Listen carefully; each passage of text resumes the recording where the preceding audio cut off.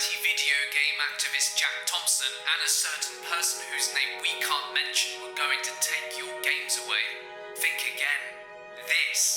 This is going to be catastrophic.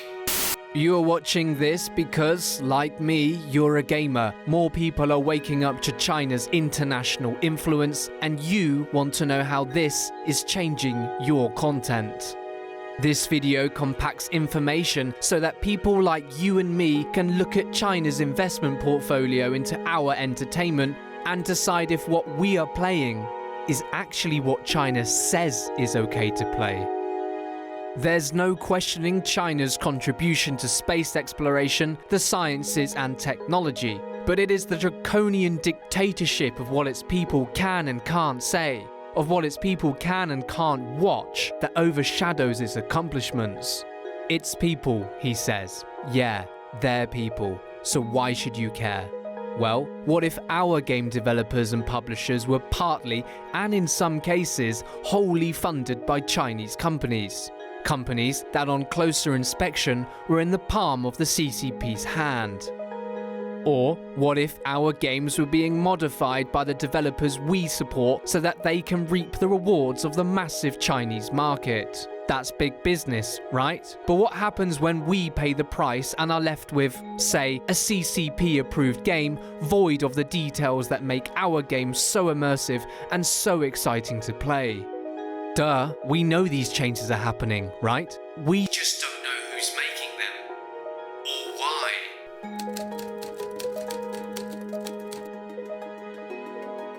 Tencent, the company that owns the world's most used social media platforms, WeChat and QQ, has been long understood to facilitate Chinese government censorship and surveillance. But that's not all. Tencent has also been conducting a quiet takeover into our games. Ubisoft, 5%. Activision Blizzard, 5%. Bluehole, 11.5%. Epic Games, 48.4%. Grinding Gear Games, 80%. Riot Games, 100%. Tencent came to Ubisoft's rescue with its 5% investment, which prevented an opposed takeover from the mass media company Vivendi. According to PC Gamer, Tencent is a silent partner who cannot increase voting rights or ownership stake in Ubisoft. However, as I'm sure most of you will remember, back in 2018, a post by the development team at Ubisoft's Rainbow Six Siege stated that we are currently working towards preparing Rainbow Six Siege for expansion into Asian territories. As such, there will be some adjustments made to our maps and icons to ensure compliance. The Tom Clancy shooter was, at the time, tailored to suit China's archaic policies on symbols, skulls, slot machines, blood, and what they call sexual content. What must our games adhere to make it into the Chinese market? Well, fortunately, the Chinese government tells us, albeit unspecifically. Gambling-related content or game features, anything that violates China's constitution, anything that threatens China's national unity, sovereignty, or territorial integrity, anything that harms the nation's reputation, security, or interests. Anything that instigates racial, ethnic hatred or harms ethnic traditions and cultures. Anything that violates China's policy on religion by promoting cults or superstitions. Anything that promotes or incites obscenity, drug use, violence or gambling. Anything that harms public ethics or China's culture and traditions. Anything that insults, slanders or violates the rights of others.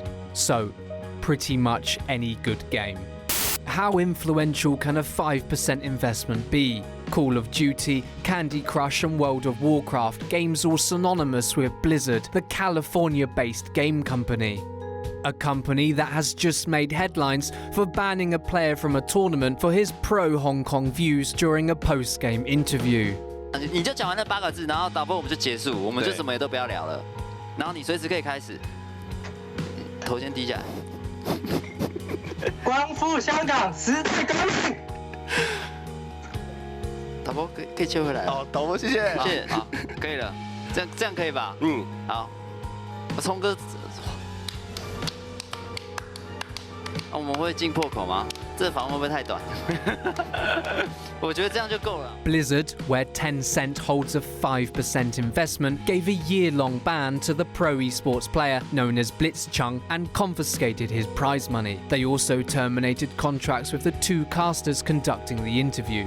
Why? According to Business Insider, Blizzard seemed to argue that the player's statement about the protests in Hong Kong offended a portion of the public and damaged the company's image. With thanks to its partnership with Tencent, Blizzard unsurprisingly also operates in dogmatic China. Business Insider states that China only permits a limited number of game licenses per year and that US-based companies often team up with Chinese game companies as a way to tap into the massive market. Are Blizzard, a US company denying free speech which is protected by the First Amendment of the US Constitution, and instead protecting China's doctrine in the name of capital? Any PUBG players watching? Well, as I mentioned, Tencent are in on that too, with a huge 11.5% stake in the South Korean video game developer Bluehole. After regulatory challenges, Tencent pulled PlayerUnknown's Battleground out of China and swapped it with Game for Peace, a type of quick buck knockoff more in line with the country's totalitarian views. And boy, did it pay off. According to Engadget, authorities said that PUBG was too violent, thus forcing its developers to make localized altercations to provide healthy, positive cultural and value guidance for Chinese players. Game for Peace, which looks similar to its older and more handsome brother, does, however, differ in theme, as it centers on the celebration of the Chinese Air Force. Of course, as we learnt with Rainbow Six Siege, gore plays no part in it. Instead, when you shoot people, the dead, well, get up and wave goodbye. What if this happens to our games? Do all sell out when faced with the lucrative goldmine of the Chinese market? No, I'm pleased to say, treasures to us all, I'm sure, are South Park creators Matt Stone and Trey Parker, who recently came under unspoken fire from Beijing for their episode Banned in China. The episode mocked Hollywood for shaping its content to please the Chinese government. A few months back, the official teaser for Top Gun 2, for example, was released and left eagle-eyed fans questioning the whereabouts of the Taiwanese flag patch from Maverick's iconic bomber jacket. The removal of Taiwan's flag from the jacket was seen by many on social media as a move to appropriate and satisfy a Chinese audience that might feel uneasy having to endure the flag of arch-enemy Taiwan. Can you guess who co-produced the upcoming sequel? You guessed it, Tencent. The South Park episode in question, an entire show itself, along with any discussions of the Comedy Central show, were promptly wiped clean from every crevice of the Chinese internet. Stone and Parker, however, refused to bow and offered a mock apology with, "Like the NBA, we welcome the Chinese censors into our homes and into our hearts. We too love money more than freedom and democracy. She doesn't look just like Winnie the Pooh at all. Long live the great Communist Party of China." Of course, they were referring to the recent drama in the NBA, where Houston Rockets general manager Daryl Morey put out a tweet expressing his support for Hong Kong pro-democracy protests.